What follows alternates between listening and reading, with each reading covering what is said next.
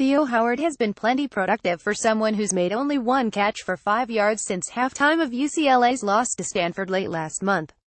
The sophomore receiver has spent extra time catching passes from a launching machine and working on the nuances of footwork, all in an effort to overcome what might be the most difficult stretch of his college career. Howard dropped a pass that would have put UCLA up by 2 touchdowns against Stanford on September 23 and had a ball stripped for a fumble after making a catch on a slant route later in the same quarter.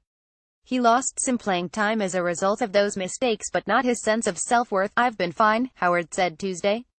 "I didn't have too great of a game against Stanford, but the main thing for me is just not losing confidence in myself because I know that I have the ability to go out there and play, just need to focus and keep working on it." Howard had been one of quarterback Josh Rosen's favorite targets earlier in the season, catching a team-high 7 passes for 110 yards and a touchdown against Hawaii and catching 4 passes against Memphis.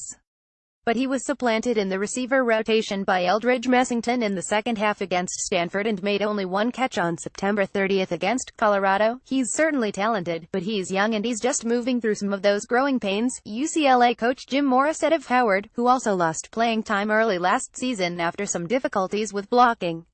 "I'm impressed with the way that he's handled that. His playing time was cut down a little bit because he was struggling."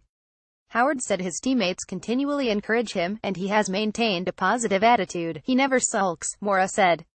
"He just comes out and works harder. He's getting it. He's starting to really get it. We see flashes of great, really special things with him, and like all young players, you see some inconsistency, so as he builds consistency, yeah, we'll see more playing time and more production." Closing the deal, redshirt freshman defensive tackle Chigozie Ucla ranks second on the Bruins with 4 tackles for loss and is tied for third with 1 sack, with plenty of near misses. Ucla was a constant presence in the backfield against Colorado, but the IDNT log was a sack because Buffalo's quarterback Steven Mont has continually eluded Ucla and his teammates. "I wouldn't really call it frustrating because I know it's going to come," said Ucla, part of a defense that has not recorded a sack in its last 2 games.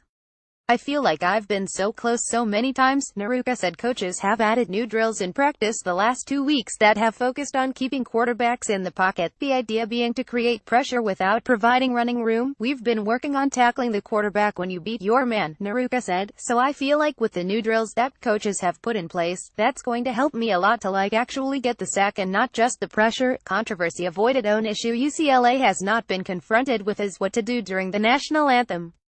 Players are in the locker room each week, precluding any sort of controversy like the one that has engulfed the NFL over players kneeling in protest of social injustices. "I think it's important to respect everybody's opinion and everybody's take, and we try to do that at UCLA in a very educational way," Mora said.